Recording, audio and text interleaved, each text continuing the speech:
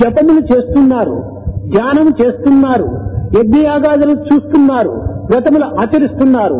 కానీ ఇవన్నీ దేని నిమిత్తము అనేటువంటి యొక్క ప్రశ్నలు వారు ఏమాత్రం వేసుకోవటం లేదు. Sadhakas have been doing different types of activity like worship, japa, tapa, dhyana and all that. But they are not questioning themselves what is the ultimate goal and object of doing all these things. కేవలం బాహ్య సంబంధమైనటువంటి యొక్క మార్పులు ఎన్ని జరిగినప్పటికీ దీనివల్ల ఏమాత్రం కూడాను మనకు సార్థకత చేకూరదు. Whatever external things are practiced, it will not have any impact inside the heart. లోకంలో అనేక విధమైనటువంటి పరివర్తనలు మనం అనుభవిస్తున్నాం, చూస్తున్నాము. We have been seeing many external things in the world. వ్యావహారిక పరివర్తన, రాజకీయ పరివర్తన, ఆర్థిక పరివర్తన, సంఘ పరివర్తన, సమాజ పరివర్తన, ఇవన్నీ కూడా పరివర్తనలు జరుగుతున్నాయి. కానీ అన్నింటికంటే ప్రధానమైనటువంటిది మానసిక పరివర్తన. అది లేకుండా ఇంకా ఎన్ని జరిగి కూడా ప్రయోజనం ఉండదు. We are seeing different types of transformations in the world. It may be economic transformation, it may be commercial transformation and different types of transformation. But all those transformations are really not going to serve any purpose unless there is a mental transformation. కనుక మానసిక పరివర్తన ఈ సాధనలో ప్రధానమైనటువంటి లక్ష్యము.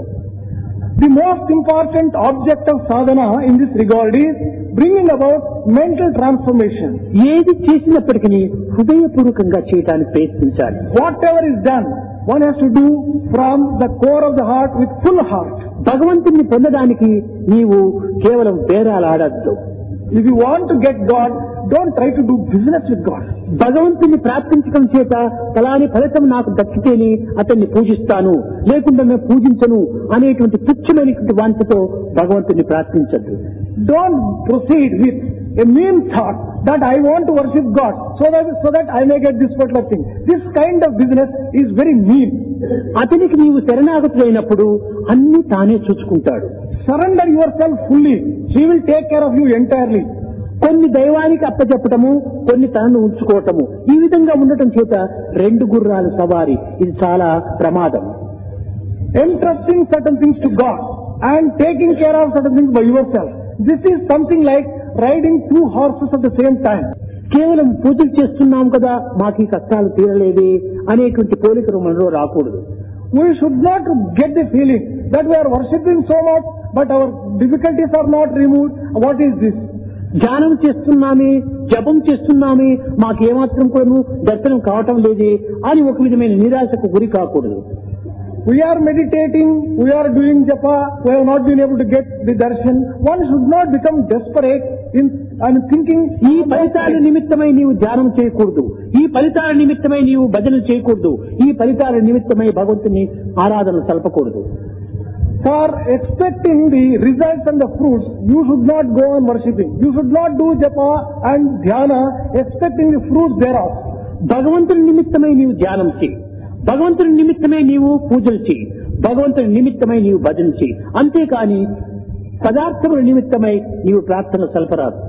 Do bhajan, meditation, dhyana and tapa. Everything for the sake of the Lord, not for the sake of getting something out of it in the form of some article. దైవ నిమిత్తమై నీవు సర్వకర్మలు ఆచరించినప్పుడు దైవమే నీ యొక్క సర్వ బాధ్యతలు చూసుకుంటాడు. If you dedicate and do everything for the sake of God, God will take care of you. కనుక భగవంతుని దగ్గర ఈ యొక్క వ్యాపారం అనేటువంటి యొక్క దీనిని మనం ఏమాత్రం కూడా పెట్టుకోకూడదు.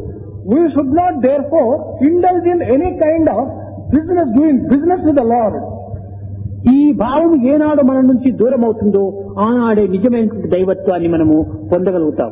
On that day, when we remove all this kind of wrong feeling in us, then only we will be able to realize and reach God. మొట్టమొదటి తనను తాను తరించుకొని ఇతరులను తరింప చేయడానికి ప్రయత్నించండి.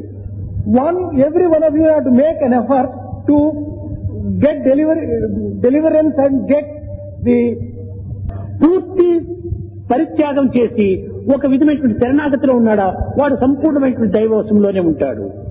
A person who has completely surrendered himself to God and under the control of God, he is under the protection of God. ముందొకటి వెనుకొకటి నటించేటువంటి వాడికి ముందొకటి వెనుకొకటి result వస్తుంటాయి. If he behaves in a different way, that is in his presence in a particular fashion, behind him in a different fashion, he will be getting the same thing. కనుక ఈనాడు పవిత్రమైనటువంటి దీంట్లో 15 కళలు లీనమై ఉంటుండాది, ఒక కళ మాత్రమే మిగిలింది కనుక రాత్రి అంతా కూడాను హృదయపూర్వకంగా మనం ఒక పోటీలతో కానీ, ఒక విధమైన అహంకారంతో కానీ, లేక ఆడంబరంతో కానీ కాకుండా హృదయపూర్వకంగా మనం ప్రార్థిస్తే ఈ మనస్సు అనేటువంటిది శుద్ధమైపోతుంది, పవిత్రమవుతుంది, అమనస్కుడవుతాడు. దీనివల్లనే దీనికి పరమ శివరాత్రి అని కూడాను పేరు సార్థం.